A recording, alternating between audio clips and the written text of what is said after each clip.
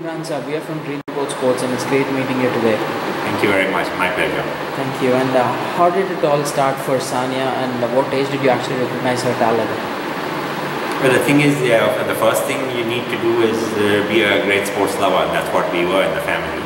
And we had a passion for sport, so it was very natural that any child in the family would start off with some sport. It turned out to be tennis. It was probably my second love after cricket, and also it just happened that she used to go swimming in a clubhouse, and there was a tennis court just next to it, and she just got interested at the age of 6, and that's the time she started. And it didn't take long for us to recognize the talent, and I think I understood sport enough to understand that she had some very special talent. Brilliant. Does anyone in your family have a sports background, and will parents having sports background help the kid? And the thing is that I think our family is very much cricket oriented. We've had a lot of cricketers in the family, some test cricketers, some first class cricketers, but everybody has played cricket at some level, club level or first class level or test level. So the love for cricket and sport was always there. We didn't play tennis professionally or very seriously, but we did follow it very closely. And yes, it definitely helps to have a sports background. I think it's very difficult for a parent who's never had a passion for sport, never played any kind of sport at any level, to try and nurture a potential champion, because there are a lot of things that it takes and a lot of things that need to be understood. And someone who's played the sport at some level who can understand it. Oh, brilliant. There will be a lot of conflicts when parents start coaching their kids, but you've done it with great success. So any tips you'd like to share with our other parents who are coaching their own kids? Well, the first thing, I think, even if you are coaching the kid, you need to keep in mind that you are a parent first and then a coach next. So the parent always has to take priority over the coach. And the other thing was that I did not work solely as a coach. I worked with a lot of other professional coaches along with them while bringing Sania up as a tennis player. So that helped, because there's not everything that I could have known, but there's a lot I learned from working with those kids. So having a sports background also probably helped me to understand the nuances, the finer points of the game, and that was something that probably helped. Oh, brilliant. So what are the obstacles you faced while raising this champion? Well, there are innumerable problems as far as tennis is concerned. It's maybe every sport, but tennis is such a global sport which is played in about 220 countries of the world, where the next potential champion can come out of any one of those 220 countries. Yes. So it's an extremely competitive sport. So there are innumerable problems. The first thing starts off with a financial problem, because you need a lot of the financial ability to be able to raise a champion. That's the first thing. The technique. India has struggled to produce champions. In fact, as far as women are concerned, Sania is really probably the first one to have really emerged at the international level. So there was no background of that. So we needed to learn a lot more. We needed to learn on the road while we were.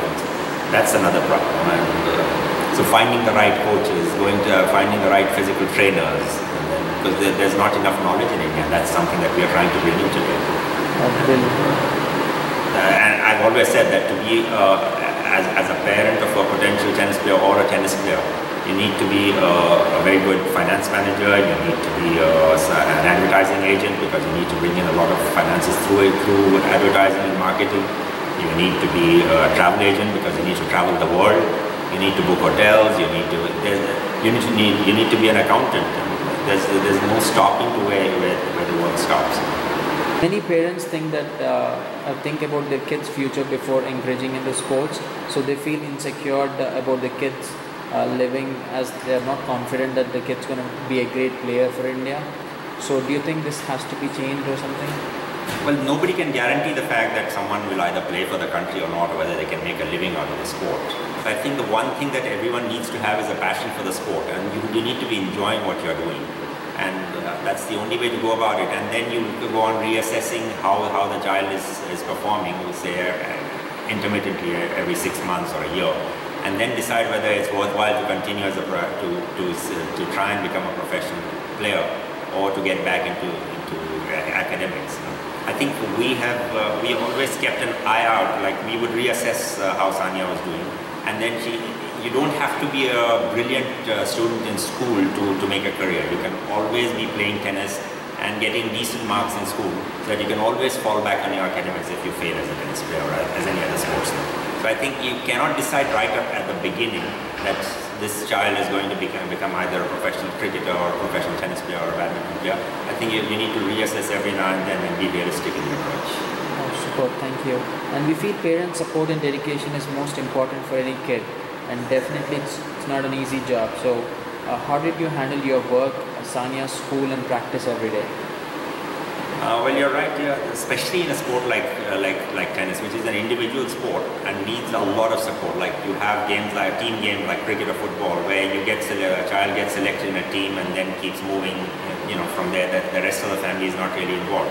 But here in this, there's so much other work involved apart from playing on the court, which needs to be handled by the parents and the support staff. And that is something that we've had to really focus on over the last 20 years. And everything else has had to take a backseat because of that. Whether it was my profession, whether it was my own loves or my own passions, everything took a backseat as far as Sania's tennis was concerned. Brilliant. So can you tell us more about SMTA Academy? Well, this is SMTA was actually, this has been on our mind for a long time. Right when Sania started playing in Hyderabad when she was 6 years old, which was almost more than 20 years ago. And we felt that the facilities were actually negligible over here. There used to be one hard court where we would have to go and request someone to allow us to play there, and it was almost impossible to find a decent court in Hyderabad. So we've always wanted to give to Hyderabad and to India something that Sania missed out on while she was growing. She never had the kind of coaching that she needed properly. She didn't have the physical trainer. She didn't have these kind of facilities. And that's something that has inspired us to try and come up with this thing. How did you handle Sania's winnings and losing during her junior years? I think that's one thing that as someone who has played sport at some level can understand much better than someone who's never played this sport. Because winning and losing is very much part of the game. And that's something that was drilled into Sania's mind, that winning and losing is not everything. It's about giving your best shot, it's about trying your best and then handling the losses and wins with a smile. And I think that's something that we're proud of having imbibed in Sania. Oh, brilliant. Sania had a wonderful career and she's still going strong. If you were just starting out Sania's career again, would you do anything differently? That's a tough one, because the thing is we were always second guessing a lot of times, and fortunately things worked out. So probably we have more knowledge today to imbibe. There's one thing that technically there are a few flaws in her game which were never taught to her properly because the coaches in India while she was developing probably didn't know better. So those were things that held her back from making to maybe the top 10 of the world. And that's something I would probably, now that I know what was wrong with the technique, I would be able to handle that better. Thank you, sir. And any message you'd like to share with other parents who are working hard to raise a champion?